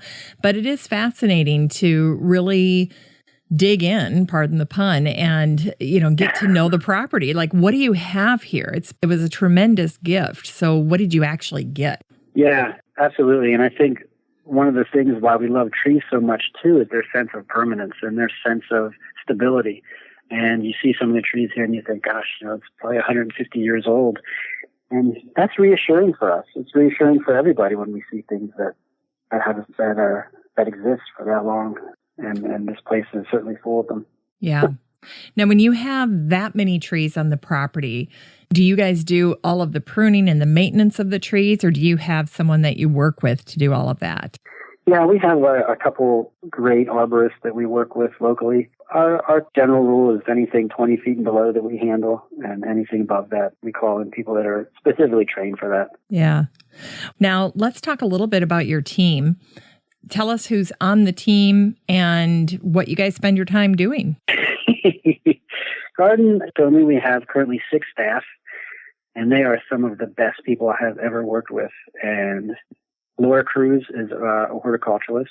Cody Hudgens is a plant recorder and horticulturalist. Summer Suggs is a horticulturalist. And then we have Jason Wirtz, who is a lead horticulturalist. And finally, Dennis Kanakis is the property manager. And Dennis worked for the Haas family for 20 years in a very similar capacity. So we're really happy to have him on board with us in this endeavor. Wow. Has Dennis ever told you a really fun or crazy story about the garden? All the time. Dennis is a great guy, and he's a natural storyteller. And so he often regales us on some of the things that they used to do and how they sited different trees. It really, really creates this great connection to the property. I mean, it was invaluable for us. Well, let's make sure we add a rule to the bylaws, something like Dennis can never leave. Right. Oh, wow. Well, when you think about your team, so you've got this wonderful group of people, it sounds like. Do they have favorite areas of the property when you think about each one of them? Are they partial to certain aspects of Stoneleigh? That's a great question. Each of the horticulturists, they do have areas that they maintain and are responsible for. And so Jason Wirtz, our lead horticulturalist, he does the main house and environs, and I think he's particularly partial to that area, I think, because it's a place where it can be a showpiece, where a lot of ornament can come into play and creative ideas. I know Cody, really, he loves the outdoors, and so he likes some of these wooded areas along the sort of the buffers. Summer loves meadows, and so she is partial to her meadow. And then Laura has a nice design background, and so she really likes the circle garden and some of the Olmsted areas, and that's what she manages. And then Dennis, of course, he likes it all, and one of his specialties are the trees and also the turf. He's kind of like the papa for the project. Yeah, I love that. I love that. When you think about how your team works, I'm very curious when you are on a property like this and you come in and you start working it, there's the beautiful, wonderful, exciting part of creating this garden, but then there's the reality that everybody faces, including you guys, watering, taking care of it, mulching, composting, storage. Tell us about how you water, how you take care of watering, what kind of mulch you like to use. What are just some of your basic everyday things that you got going on there in terms of taking care of this property? Yeah, with so much planting going on, watering and all these tasks are a huge consideration. The staff planted over 200 balled and burlap trees so far. And, with that, you tend to think, okay, you put the average person, you put it in the ground and you're done. But no, so there's a lot of work still. So we wish, right? We wish. So we provide supports, for some of the trees. The township is a requirement for some of them. I'm not necessarily a fan of this for most trees. I think you should plant small trees and you shouldn't have to stake them, let them get strong on their own. But we do add deer protection. We have tremendous deer pressure in the area, so that's always high on our list. We also use these gator bags. It's a product that I'm sure you've seen them. You put around the base of a tree. You can fill it with water, and it will take a couple of days and drip slowly out. So that's been really helpful. We have a water wagon that we put on one of our utility vehicles, and it's motorized, and it helps us to reach things that we don't have bags for. But with mulch for me is good at the beginning when you don't have enough plants to cover everything, and it's also good retaining moisture and weed suppressant and those sorts of things. Really, we don't want to emphasize it, but we do use mulch from the township, which is really fantastic. They give it to us for free. It comes from all our neighbors who take all their sticks and brush piles to site, and it's all ground up. So we're using basically the community's waste, which I really like. And when it breaks down, it's pretty decent looking stuff. We also, my favorite is leaf mulch, especially for finer beds where you put perennials and annuals and that sort of thing. And again, we contacted a lot of our local landscape contractors, landscape professionals, and they'll actually bring their leaves and dump them off here at Stoneleigh. So we have this huge pile that we just take from. And again, we're using our community's waste and putting it back into the ground, which I think I would encourage everybody. So don't go mow your leaves into the turf, rake it around your trees. Use your leaves to their advantage. Absolutely. Now, how about signage? When people visit the garden, is there a lot of signage? Do you label your plants? Do you have special things that are, true standouts in the garden where like maybe those trees that were honorable mention or record setting? How do you handle those types of situations? Well, I think one of the things we wanted to be cognizant of is we wanted to make sure that our guests had the basic information to use the site, where to park, where the restrooms are. And then we want to interpret a few of the special places, including sort of an overall message about the property and to acknowledge the family's generosity. But we also recognize that it's such a grand site, such a beautiful site, that we don't want it to be overrun with interpretation. I think that can sometimes take away from the experience. But it is important for us to let people know what native plants to use and what they are. And so we will have display tags on some of our favorites. And when I come to a garden and I don't know what a plant is, I want to know. I want to write it down or put it into my tape recorder and go home and research it. So all of our plants are accessioned, and that just means that they're stored in a database on the computer, and we track them from the cradle to the grave, essentially. And each one of these plants, woody plants, gets a physical tag that's placed on it with its name and its number and Latin name and common name and other things. So there's some involved labeling for some of our plants. Now, one thing I forgot to ask you when we were talking about the garden, and that is containers. Do you have containers on the property? I'm imagining urns and things like that, just given how grand that house is. But really, is there a lot of containers on the property? Currently, we don't have any containers on the property, but, I like your suggestion of urns. And, if you're not free, you can come on down from Minnesota and help us pick some out. Well, all right then. we do actually, yeah, we're going to do 10 prior to our opening, around 10 at the main house. Again, we have a small staff, and we're just doing everything little by little. Just as I mentioned to other gardeners, take a small area and make it look great and then move out from there. And so that's what we're doing with the main house. We'll do 10 containers. I tend to like my containers a little bit more simple, and I like the plants to really shine through. But everybody has their own preference. That's just mine. Well, you're speaking my language, Ethan. So let's do these containers up Ethan style. So what would you put in them if you could just pick anything? What would your containers look like around Stoneleigh? Well, I like, the situation dictates for different looks, but I think I definitely like groupings of containers. I'm not really married to symmetry all the time, although if you have a doorway and that type of thing, one on each side looks good. But I tend to like asymmetric balance in containers, layered, bulbs. I like romantic containers. I like a little bit of chaos in them. So things flopping out, a vine that kind of courses up through. If you have a center woody shrub or something like that, let it grow on it. And all about contrast in foliage, color, contrast in textures, and then, of course, floral display and habits, spiky, rounded, and that sort of thing. So I think it's all about diversity. I like that. Any particular plants that you'd like to use? Well, for spiky, again, we're talking native plants. I really like yuccas. I think they're hard to beat. Some other plants that sort of fill that niche with like eryngiums. They sort of have that hard, broader foliage look. I think for things that spill out, a non-native version is wire vine So I'm interested to think, okay, maybe we could try some twin flower, in place as sort of an evergreen that would hang down. Of course, the colorful plants like phloxes are really nice. I think for floppies, sedums can flop down. I think it's really cool to use opuntia or prickly pear cactus in containers and have them flop down. I like any kind of columnar selection of a plant, of a shrub or something, sort of as a vertical element. Ferns are wonderful to provide softness. I love it.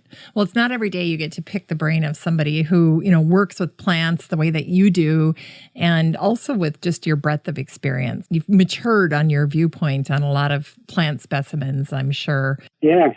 Well, this baby is about to be born. You've got opening day coming, Mother's Day weekend. Natural first question would be, are any of the Haas family descendants going to join you for opening day? I'm sure that they'll make an appearance, yeah, and I think they'll be really find it a rewarding experience, yeah. Well, let's walk through what's happening on this weekend. So you have activities going on May 12th, but also Sunday, May 13th. Walk us through what's going on there. On May 12th is our members-only first look, and Natural Lands is a member-based organization, and so we would love for all of our wonderful members out there to come and take advantage of this free event. But we would also encourage anybody who's not a member to join up to take advantage of this event and all the other benefits of being a Natural Lands member. And this event in particular, the theme is a picnic, and so we're inviting people to come out from 4 to 8 p.m., and they'll be able to set up a blanket and enjoy Stoneleigh while having a leisurely picnic anywhere they'd like. I think that people really enjoy in this setting, the evening, which is not a normal time to be in the garden. It would be magical. Well, it certainly will, and I bet it sounds a little bit like a dream to you because as we're speaking, it's early March, and you just had one tremendous storm come through your area. Oh my goodness, yes. Loads of snow as well, or no? Yeah, we had a good amount of snow. But, this March snow is sort of wet and heavy, and it can be particularly destructive on our trees. Yeah, that's true. And hopefully it melts quickly so that you can get to May and have a wonderful picnic here on the 12th. Yes. Yeah, I think we'll have a spectacular day. Yeah. Are most of the grounds, are they high and dry? Do you have to worry about wet spots, or are you good? No, actually, it can access most of this property on pathways, and it's all pretty high and dry. We don't have too many areas that hold water. And our parking lot's pretty neat. We have a nice rain garden. Captures most of the water from half of the property, so we're taking that off site and then making sure it goes back into the system. Wow! Now you're just showing off, you guys. It's neat, yeah. Yeah, rain garden by the parking lot. I love that. So May 13th, Sunday, this is the public grand opening, and you're calling it a stroll about. Yeah, and the stroll about is a way to pay homage to the Haas family. In fact, that they had every Mother's Day, they would have friends and neighbors over to come see this beautiful place. And that's what they called it. And so we thought it was really fitting to come back to this theme. One of my favorite quotes from Cara Haas that she had printed out on these invitation cards was, the preservation and development of the gardens, grounds, and house have been an ongoing project of love for us. We feel privileged to have been entrusted with the conservation of this historic and beautiful property. And so that's something that we really admire and adhere to.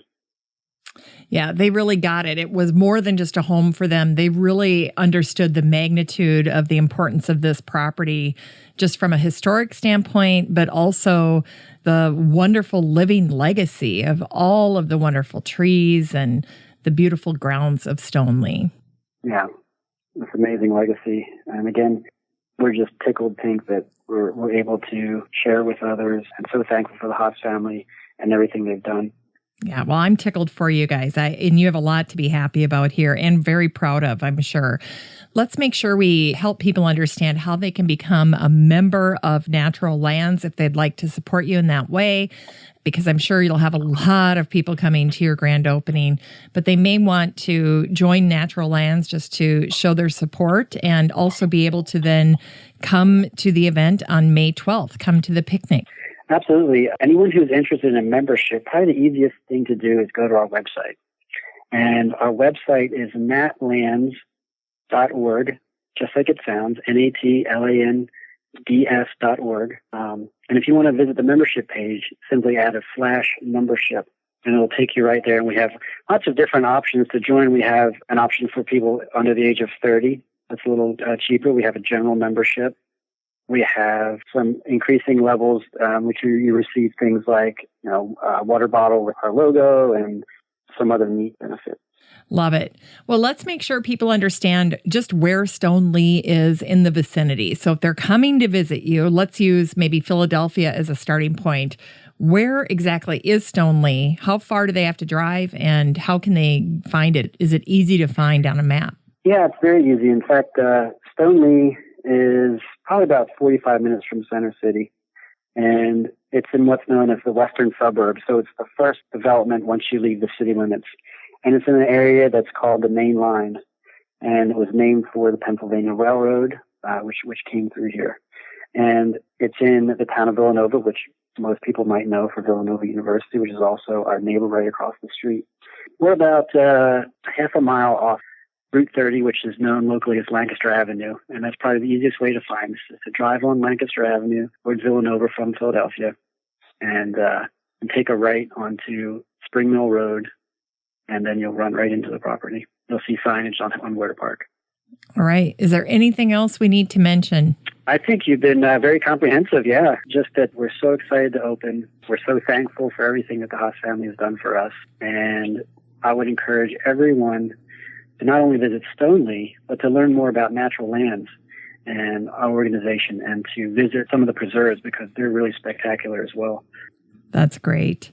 Well, I'm very excited for you guys. Ethan, you were a great pick with your career in public horticulture, and I certainly hope that people support your wonderful grand opening at Stoneleigh, a natural garden that has stately trees, winding pathways, and then, of course, these beautiful, lush gardens that the Haas family carefully stewarded over the decades. It's been such a pleasure speaking with you, and just all good things on your grand opening. And this year is your first year as a public garden.